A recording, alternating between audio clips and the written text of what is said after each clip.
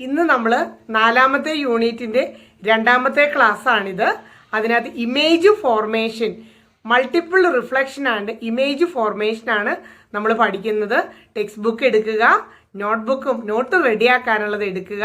ഈ ക്ലാസ് കഴിയുമ്പോഴത്തേനും നമുക്ക് പരീക്ഷയ്ക്ക് വരുന്ന ചോദ്യോത്തരങ്ങളെ കുറിച്ചൊരു ധാരണയുണ്ടാവുകയും നോട്ട് നമ്മൾ കംപ്ലീറ്റ് ചെയ്തിരിക്കുകയും ചെയ്യും. പിന്നെയും വായിച്ച് നിങ്ങൾക്ക് കൃത്യമായിട്ട് പഠിക്കാവുന്നതാണ്.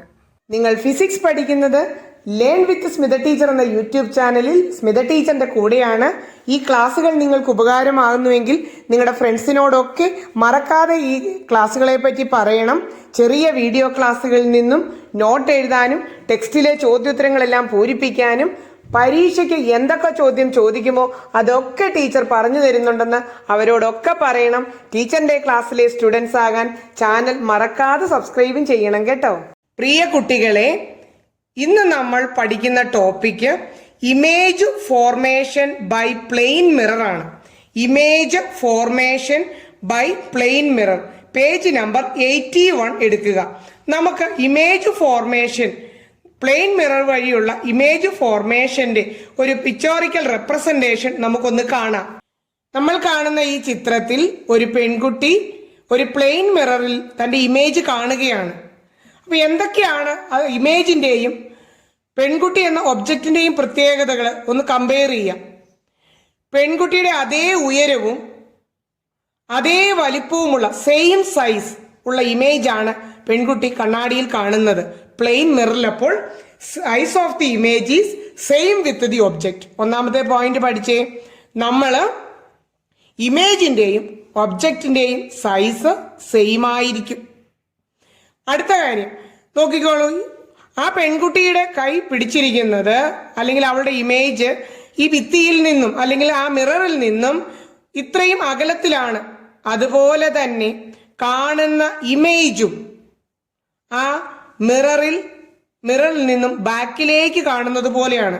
അപ്പോൾ പെൺകുട്ടിയും മിററും തമ്മിലുള്ള അകലവും ഇമേജും മിററും തമ്മിലുള്ള അകലവും തുല്യമാണ്. ഇംഗ്ലീഷിൽ പറയുവാണെങ്കിലോ, the distance from the mirror to the object and distance from the mirror to the image are same.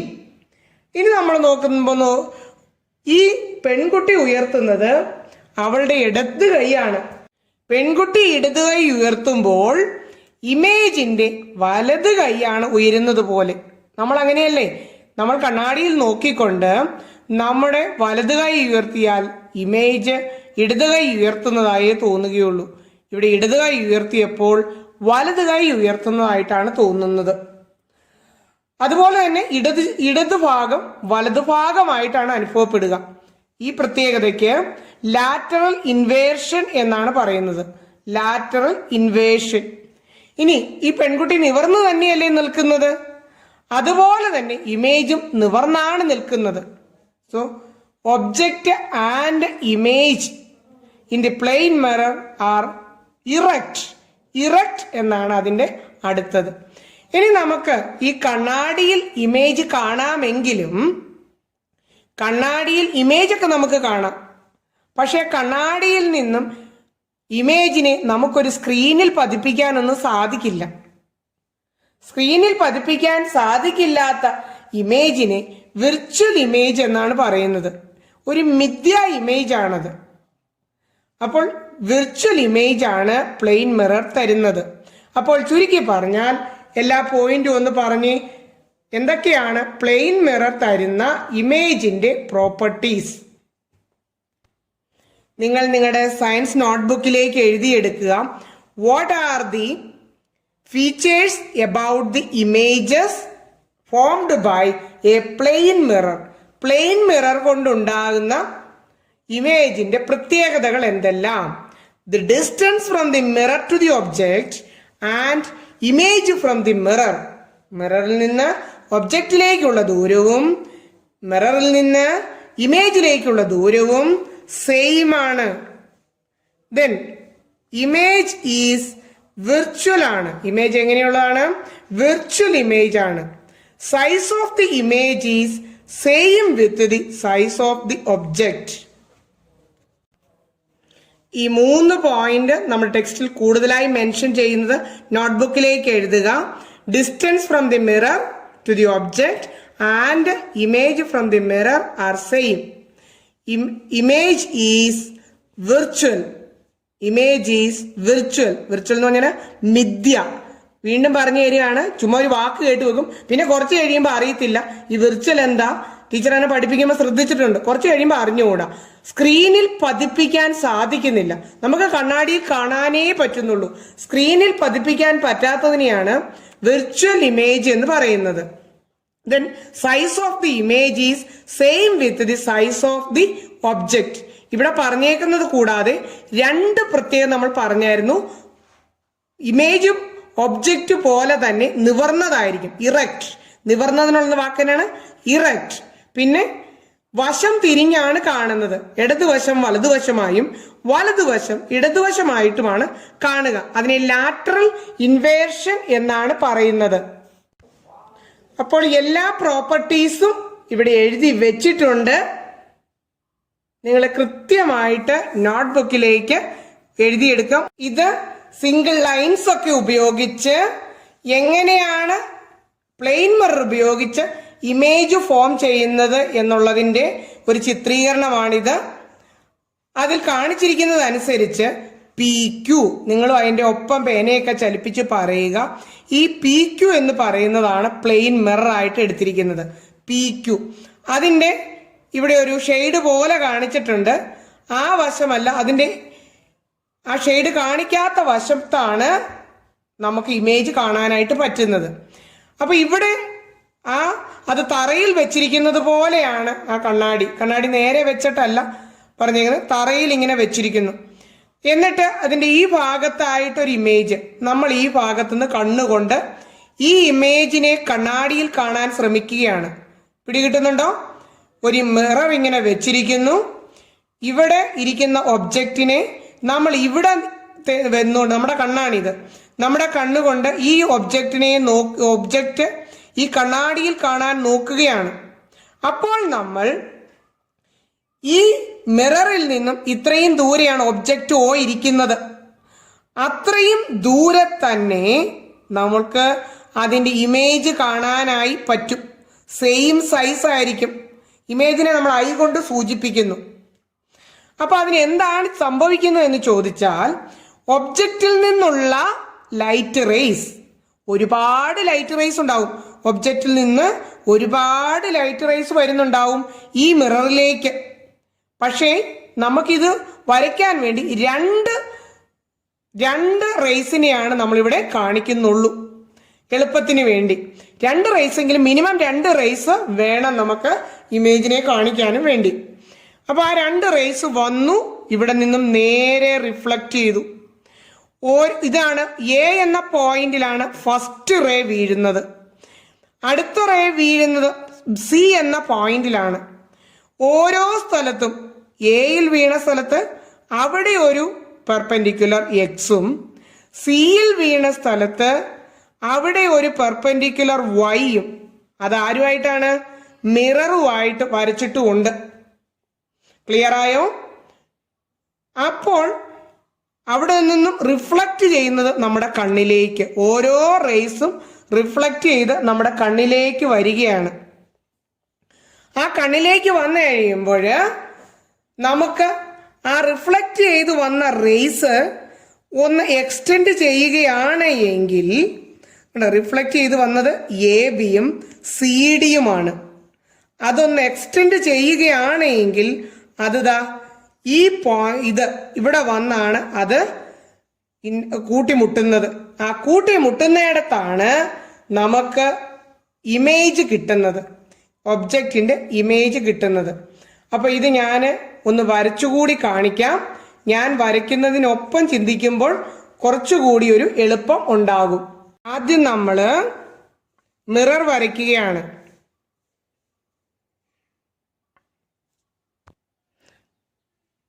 മിററിന്റെ ഇങ്ങനെ ഷെയ്ഡ് ചെയ്യുന്ന ഭാഗമല്ല റിഫ്ലക്റ്റിംഗ് സൈഡ്, അതിന്റെ ഓപ്പോസിറ്റ് ആയിട്ടുള്ള ഇതാണ്. അതിന് നമ്മൾ P എന്നും Q എന്നും പേരും കൊടുത്തു. ഒബ്ജക്റ്റ് O ഇവിടെ അടയാളപ്പെടുത്തുകയാണ്. ഇനി നമ്മൾ ഒബ്ജക്റ്റ് ഓയിൽ നിന്നും ഇതിൽ വന്ന് വീഴുന്ന 2 റേസ് വരയ്ക്കുകയാണ്. അതിൽ വന്ന് വീഴാൻ പോകുന്ന സാധ്യതയുള്ള 2 റേസ്.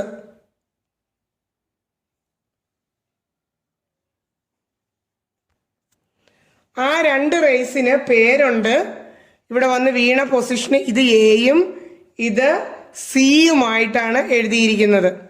ഇനി നമ്മൾ ഓരോ റേയും ഇവിടെ നിന്നും റിഫ്ലക്റ്റ് ചെയ്യും.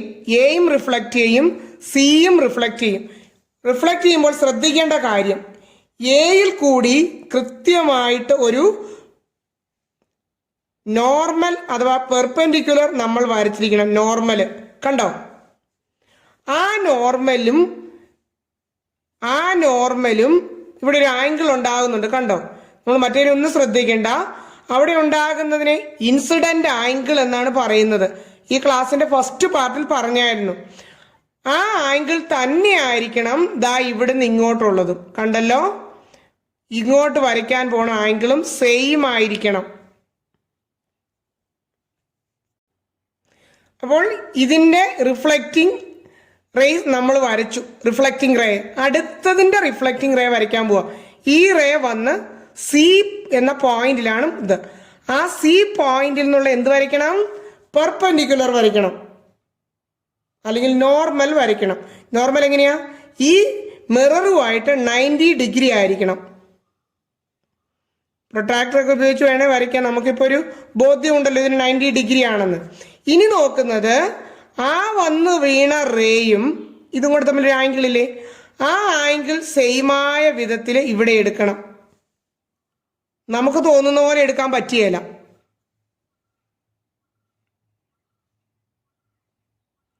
കണ്ടോ?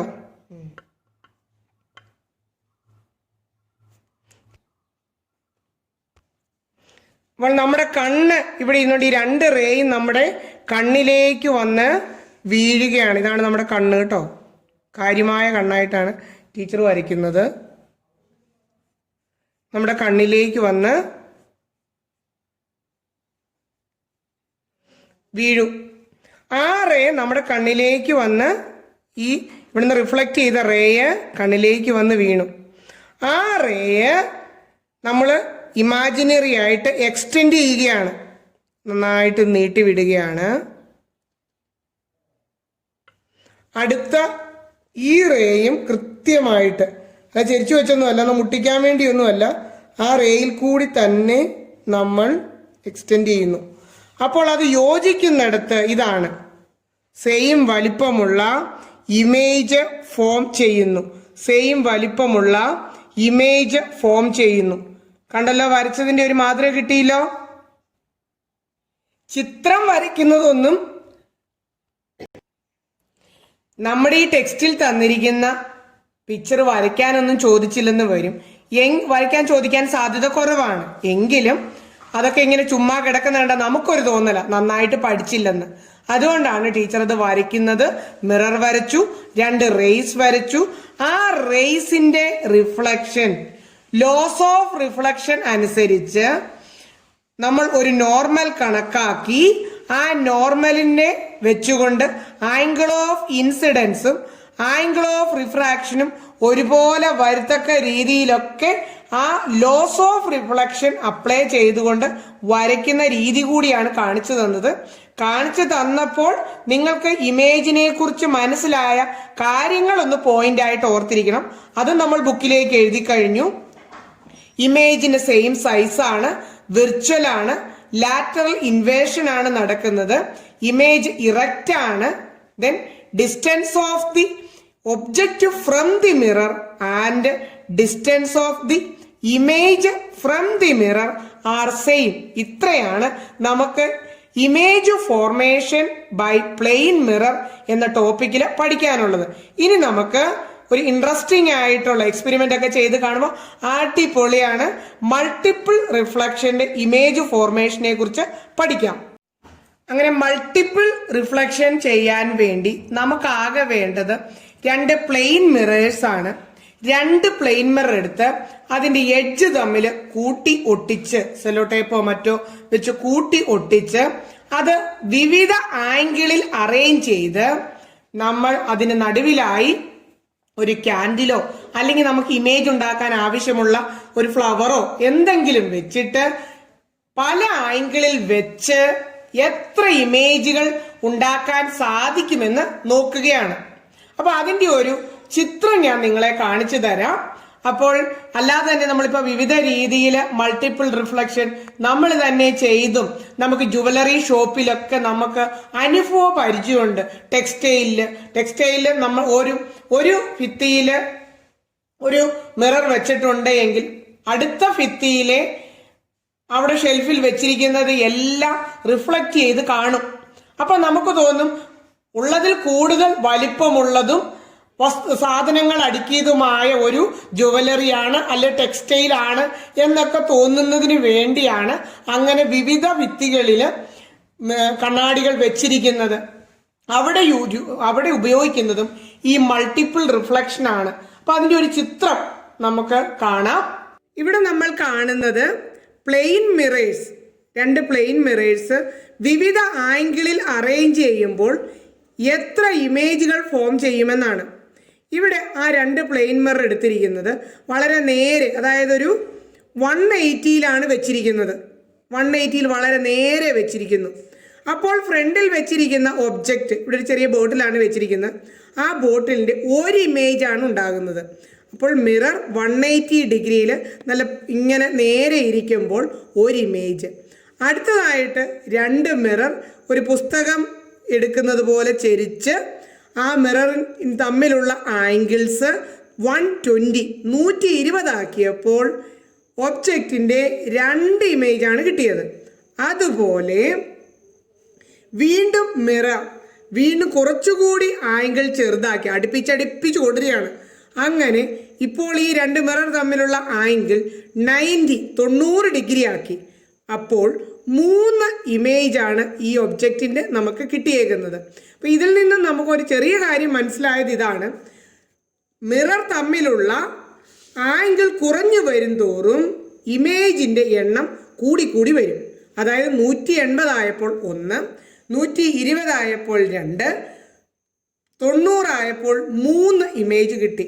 ഇപ്പോൾ ഇനി ബാക്കി ആംഗിൾ ചെറുതാക്കി വരും തോറും എത്ര ഇമേജുകൾ കിട്ടുമെന്ന് ടെക്സ്റ്റിലെ ഒരു ചാർട്ട് പൂർത്തിയാക്കിക്കൊണ്ടും നമുക്ക് നോക്കാം. അതോടൊപ്പം ഇതെങ്ങനെ ഏത് ആംഗിളിൽ വെച്ച് കഴിഞ്ഞാലും എത്ര ഇമേജ് കിട്ടുമെന്നും നമുക്ക് ടെക്സ്റ്റിലെ ഒരു ഇക്വേഷന്റെ സഹായത്തോടെ നമുക്ക് കണ്ടെത്താം. നമ്മുടെ പുസ്തകത്തിൽ ഒരു ചാർട്ട് തന്നിട്ടുണ്ട്. നമ്മൾ മിറേഴ്സ് 180 ആംഗിൾ വെക്കുമ്പോൾ, അതായത് നല്ല നേരെ തന്നെ വെക്കുമ്പോൾ ഒരു ഇമേജേ കിട്ടുകയുള്ളൂ. അത് ഉറപ്പല്ലേ? നേരെ ഇരിക്കുന്ന കണ്ണാടി നമ്മൾ നോക്കിയാൽ ഒരു ഇമേജേ കിട്ടുകയുള്ളൂ. ഇനി ആ മിറേഴ്സ്, ആ കണ്ണാടികൾ 120 ആംഗിൾ വെച്ചാൽ 2 ഇമേജ്, മിററുകൾ 90 ആംഗിൾ വെച്ച് കഴിഞ്ഞാൽ 3 ഇമേജ്, 60യിൽ വെച്ചാൽ 5 ഇമേജ്, 45ൽ വെച്ചാൽ 7 ഇമേജ്. ഇനി നമ്മുടെ പുസ്തകത്തില് 90യിൽ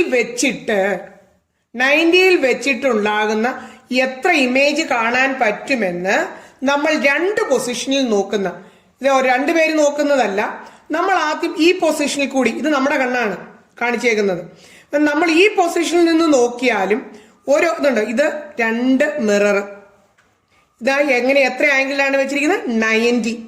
ഒബ്ജക്റ്റ് ഇതാ ഇവിടെ ഇരിക്കുന്നു, ഒബ്ജക്റ്റ് നടുക്കായിട്ട് ഇവിടെ വെച്ചേക്കുക. എന്നിട്ട് നമ്മൾ ഈ ഭാഗത്ത് നിന്ന് ഇതിനെ മറക്കുക, ഇതിവിടെ നിന്ന് നിരീക്ഷിക്കുന്നു. നമ്മൾ ഈ ഒബ്ജക്റ്റിന്റെ 3 ഇമേജുകൾ നമുക്ക് കാണാൻ സാധിക്കും. നമ്മൾ ഈ ഭാഗത്തുനിന്ന് മാറി ഇവിടെ വന്ന് നോക്കുന്നു, നമ്മുടെ നോട്ടം ആ ഭാഗത്തു കൂടിയാണ്. അവിടെ നിന്ന് നോക്കിയാലും ഈ ഒബ്ജക്റ്റിന്റെ 3 ഇമേജുകൾ കാണാനായിട്ട് സാധിക്കും. എങ്ങനെയാണ് കാണാൻ സാധിക്കുന്നത് എന്നുള്ള ഡയഗ്രം ഒന്നും വരയ്ക്കാൻ നമ്മളോട് ചോദിക്കില്ല. അത് വലിയ ക്ലാസ്സുകളിൽ ചെല്ലുമ്പോൾ കുറച്ചുകൂടി ഡീപ്പായിട്ട് പഠിച്ച് ഡയഗ്രം ഒക്കെ നമുക്ക് വരയ്ക്കാം. ഇപ്പൊ നമുക്ക് ഈ ചാർട്ടിൽ നിന്നും ഈ ഡയഗ്രത്തിൽ നിന്നും മനസ്സിലായ കാര്യങ്ങൾ നമുക്കൊന്ന് പൂരിപ്പിച്ചെടുക്കാം. നമ്മളോടുള്ള ചോദ്യങ്ങൾ: how many images can be viewed from A and B. A എന്ന പൊസിഷനിൽ നിന്നും ബി എന്ന പൊസിഷനിൽ നിന്നും നോക്കുമ്പോൾ ഇവിടെ ഒന്നാമത്തെ കണ്ണ് കാണിച്ചേക്കുന്ന ഭാഗത്തിനെയാണ് എ എന്ന് പറയുന്നത്. രണ്ടാമത്തെ കണ്ണ് കാണിച്ചിരിക്കുന്ന പൊസിഷനെയാണ് ബി എന്ന് പറയുന്നത്. എയിൽ നിന്നും ബിയിൽ നിന്നും നോക്കുമ്പോൾ നിങ്ങൾക്ക് എത്ര ഇമേജസ് ആണ് കാണാൻ പറ്റുന്നത്? എയിൽ നിന്ന് നോക്കിയാലും 3 ഇമേജസ്, ബിയിൽ നിന്ന് നോക്കിയാലും 3 ഇമേജസ്. ടെക്സ്റ്റിൽ എയും ബിയും അടയാളപ്പെടുത്തിയിട്ടില്ലായിരുന്നു. അടുത്ത ചോദ്യം, what is viewed from other position in between the mirror? ആ മിററിന്റെ ഇടയിൽ ബാക്കിയുള്ള മറ്റു ഭാഗങ്ങളിൽ നിന്ന് നോക്കിയാലോ? അവിടെ നിന്ന് നോക്കിയാലും നമുക്ക് 3 ഇമേജസ് കിട്ടും. എന്ന് പറഞ്ഞാൽ മിറേഴ്സ് 90 ആംഗിളിലാണ് വെച്ചിരിക്കുന്നത് എങ്കിൽ, മിറേഴ്സ് 90 ആംഗിളിലാണ് വെച്ചേക്കുന്നത് എങ്കിൽ നമുക്ക് കിട്ടുന്ന ഇമേജസിന്റെ എണ്ണം 3 തന്നെയായിരിക്കും. ഇനി അപ്പോൾ how much is the angle between the mirrors? ഇത് 90 ആംഗിളിലാണ് വെച്ചിരിക്കുന്നത്. ഇനി അങ്ങനെ നമ്മളുടെ ഈ ചാർട്ടും 90 വെച്ചപ്പോൾ 3 കിട്ടിയതും ഒക്കെ ഒന്ന് പരിഗണിച്ചുകൊണ്ട്, അങ്ങനെയാണെങ്കിൽ ആംഗിൾ മാറുന്നതിനനുസരിച്ച് ഇമേജിന്റെ എണ്ണം കണ്ടുപിടിക്കാനുള്ള ആംഗിളിന്റെ വില മാറുന്നതിനനുസരിച്ച് ഇമേജുകൾ എത്ര ഉണ്ടാകുമെന്ന് കണ്ടുപിടിക്കാൻ ഒരു ഫോർമുല രൂപീകരിച്ചിട്ടുണ്ട്. ആ ഫോർമുല നമുക്കൊന്ന് നോക്കാം. What is the relation between the angle between the mirrors and the number of images? Number of images n is equal to എത്ര നമ്പർ ഓഫ് ഇമേജ് ഉണ്ടാകും? അതിനുവേണ്ടി 360 ഡിവൈഡഡ് ബൈ തീറ്റ. ഇത് വായിക്കുന്നത് തീറ്റ, ആ സിമ്പലിന്റെ പേര് തീറ്റ എന്നാണ്. അത് ആംഗിളിനെ സൂചിപ്പിക്കുന്നതാണ്. അപ്പോൾ അവിടെ എത്രയാണോ നമ്മുടെ മിറർ വെച്ചിരിക്കുന്ന ആ ആംഗിൾ എഴുതിയാൽ മതി. ഇപ്പൊ നമ്മൾ ഈ ചിത്രത്തിൽ കണ്ടത് 90 ആയിരുന്നു. അപ്പൊ നമുക്ക് 90 അവിടെ ഇട്ടാൽ മതി. അപ്പോൾ നമ്പർ ഓഫ് ഇമേജസ് n സമം 360 ബൈ തീറ്റ മൈനസ് 1. അപ്പൊ നമുക്ക് 90യുടെ കാര്യത്തിൽ 90 ആംഗിൾ വെക്കുമ്പോൾ 3 ആണോ കിട്ടുന്നതെന്ന് നമുക്കൊന്ന് ചെയ്തു നോക്കാം. Find the number of images formed when angle between the mirrors is 90. ഒരു ക്വസ്റ്റ്യൻ പോലെ എഴുതി അങ്ങ് ചെയ്തോ. വേറെ ആംഗിൾ ഒക്കെ ചോദിച്ചാൽ നമുക്ക് എഴുതാമല്ലോ. അപ്പൊ നമ്പർ ഓഫ് ഇമേജസ് എന്ന് എഴുതിയിട്ടിട്ട് നമ്മുടെ ഫോർമുല 360 ബൈ തീറ്റ മൈനസ് 1. അപ്പൊ നമ്മൾ എങ്ങനെ എഴുതും? 360. ഇപ്പോൾ തീറ്റയുടെ സ്ഥലത്ത് എന്ത് എഴുതാനാ പറഞ്ഞത്? ഇവിടെ തീറ്റ എന്ന് പറഞ്ഞാൽ ആംഗിൾ ആണ്. അത് ഈ ചോദ്യത്തിൽ 90 ഡിഗ്രി ആണ്. അതുകൊണ്ട് 360 ബൈ 90 കുറച്ച് മാറ്റി മൈനസ് 1. 360 ബൈ 90 എന്ന് പറഞ്ഞാൽ അത് ഹരിച്ചാല് നമുക്ക് 4 കിട്ടുക. 4 മൈനസ് 1 എത്ര കിട്ടി? 3. അപ്പോൾ മിറർ 90 ആംഗിളിൽ വെച്ച് കഴിഞ്ഞാൽ, മിറേഴ്സ് 90 ആംഗിൾ വെച്ച് കഴിഞ്ഞാല് ഉണ്ടാകുന്നത് 3 എന്ന് തന്നെയല്ലേ പഠിച്ചത്?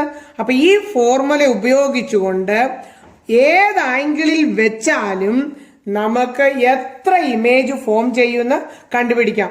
ആ ഫോർമുല എന്ന് പറഞ്ഞേ, number of images equal to 360 by theta minus 1. ഈ -1 ഒന്നും ചാടി പോയേക്കരുത്. പരീക്ഷ എഴുതുമ്പോ ശ്രദ്ധിച്ചു നോക്കി. ശ്രദ്ധയാണ് ഏറ്റവും പ്രധാനപ്പെട്ട കാര്യം. അടുത്ത വീഡിയോ ക്ലാസ്സിൽ നമുക്ക് ഡിഫറെന്റ് മിറേഴ്സിന്റെ പ്രത്യേകതകളും ആ ഓരോ മിററും, നമുക്ക് പ്ലെയിൻ മിറർ ഇപ്പൊ മനസ്സിലായി, പിന്നെ കോൺവെക്സ് മിറർ ഉണ്ട്, കോൺകേവ് മിറർ ഉണ്ട്, അതൊക്കെ നിങ്ങളെ കാണിച്ചു തരാം. അതുകൊണ്ടുണ്ടാകുന്ന ഇമേജുകളുടെ പ്രത്യേകതകളാണ് നമ്മൾ അടുത്ത വീഡിയോ ക്ലാസ്സിൽ പഠിക്കുന്നത്. കൂടാതെ ഈ ഓരോ മിററും ഓരോ പ്രത്യേക സാഹചര്യങ്ങളിലാണ് നമ്മൾ ഉപയോഗപ്പെടുത്തുന്നുമുണ്ട്. അതൊക്കെ നമുക്ക് വളരെ പ്രധാനപ്പെട്ടതാണ് പരീക്ഷയ്ക്ക്. അപ്പോൾ അതെല്ലാം അടുത്ത വീഡിയോ ക്ലാസ്സിൽ പഠിപ്പിച്ചു തരാം. നമുക്ക് നമ്മുടെ അസൈൻമെന്റ് ക്വസ്റ്റ്യൻ കൂടി നോക്കാം. നമ്മുടെ അസൈൻമെന്റ് ക്വസ്റ്റ്യൻ ഇതാണ്. Find the number of images formed when angle between the mirrors is 120. നിങ്ങൾക്ക് വേണമെങ്കിൽ ഇക്വേഷൻ ഉപയോഗിച്ചുകൊണ്ട് കണ്ടുപിടിക്കാം. അല്ലെങ്കിൽ നമ്മുടെ പുസ്തകത്തിൽ തന്നിരിക്കുന്ന ചാർട്ട് വേണമെങ്കിൽ അതങ്ങ് പഠിച്ചു വെക്കാം. ഏതായാലും വേണ്ടില്ല, നിങ്ങളുടെ ആൻസർ കറക്റ്റ് ആയാൽ മതി. അതൊക്കെ നമ്മൾ നോട്ട്ബുക്കിലേക്ക് അതേപടി എഴുതിയെടുക്കുക. എഴുതേണ്ടതെല്ലാം ടീച്ചർ പറഞ്ഞു തന്നു. അപ്പോൾ നമുക്ക് അടുത്ത വീഡിയോ ക്ലാസ്സിൽ കാണാം. അതിനു മുമ്പ് വീണ്ടും പറയുകയാണ്, നിങ്ങളുടെ ഫ്രണ്ട്സിനോടൊക്കെ ടീച്ചറിന്റെ ക്ലാസ്സിനെ പറ്റിയും ക്ലാസ്സിൽ തരുന്ന നോട്ടുകളെ പറ്റിയും ഒക്കെ പറയണം. പിന്നീട് വേറെ നോട്ടൊന്നും എഴുതാൻ പോകണ്ട. പരീക്ഷയ്ക്കുള്ള ക്വസ്റ്റ്യനും ടീച്ചർ പറഞ്ഞു തരുമെന്ന് പറയണം. അവരെയൊക്കെ ടീച്ചറിന്റെ ക്ലാസ്സിലെ സ്റ്റുഡൻസ് ആക്കാൻ വേണ്ടി എല്ലാവരോടും സബ്സ്ക്രൈബ് ചെയ്യാനും പറയണം കേട്ടോ. അപ്പോൾ നമുക്ക് അടുത്ത വീഡിയോ ക്ലാസ്സിൽ കാണാം. സ്മിത ടീച്ചറുടെ ക്ലാസ്സുകൾ ഇഷ്ടമാണോ? ക്ലാസ്സിൽ നിന്ന് പഠിക്കാൻ പറ്റുന്നുണ്ടോ? ഈ ക്ലാസ്സുകൾ ഇഷ്ടമാണെങ്കിൽ മറക്കാതെ സബ്സ്ക്രൈബ് ചെയ്യണം. ഫ്രണ്ട്സിനോടൊക്കെ ക്ലാസ്സിനെ പറ്റി പറയണം. ക്ലാസ്സിന്റെ താഴെ ഇഷ്ടമാണോ ഇഷ്ടമല്ലേ എന്നൊക്കെയുള്ള കമന്റുകൾ കൃത്യമായിട്ട് ഇടണം കേട്ടോ. ഒന്നും പറയാതെ പോയി കഴിഞ്ഞാൽ ടീച്ചർ എങ്ങനെ അറിയും? ടീച്ചറിന്റെ ക്ലാസ്സുകൾ എപ്പോഴും നന്നായി സപ്പോർട്ട് ചെയ്യുകയും ചെയ്യണം കേട്ടോ.